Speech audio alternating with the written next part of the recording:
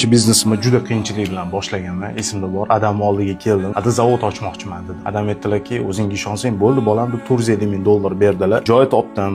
Uskunalarni Germaniyadan olib keldim, ammo 1 yildan keyin kasal bo'ldim. Juda qattiq depressiyaga tushib qoldim. Endi birinchi biznesim. Onam chetdan kuzatib turdilar-da, bolam dedilar, Shvetsariyaga jo'natib yuboraman dedilar. Endi villamiz bor dedi. O'tazgina dam olib, o'zimga kelib, kuch to'plab yana Toshkentga keldim. Mehmonxona biznesiga qiziqib yurardim, ammo qayerda boshlash uchun pul kerak. Bobom shuni eshitdilar-da, kelib turib, "Men borman-ku, bolam" dedilar-da, $2 million berdilar. Shu yilni o'zida mehmonxonani ko'tarib, o'sha odamlarni qabul qilishni boshladik. Ammo baxt uzoqqa cho'zilmadi. Qisqa tutashuv bo'ldi, mehmonxona yonib ketdi. Tadbirkorlik meni peshonamda emas ekan demay dedimda, Bali orollariga uchib ketdim. O'zim topish uchun, qidirish uchun. Orolda yotibman, kechki payt soat 2, Telegramimga qo'ng'iroq bo'ldi. Olsam qaynatam. Bolam dedilar, katta avtosalon ochyapman Toshkentda, lekin uni faqat siz boshqarasiz, sizga ishonaman dedilar.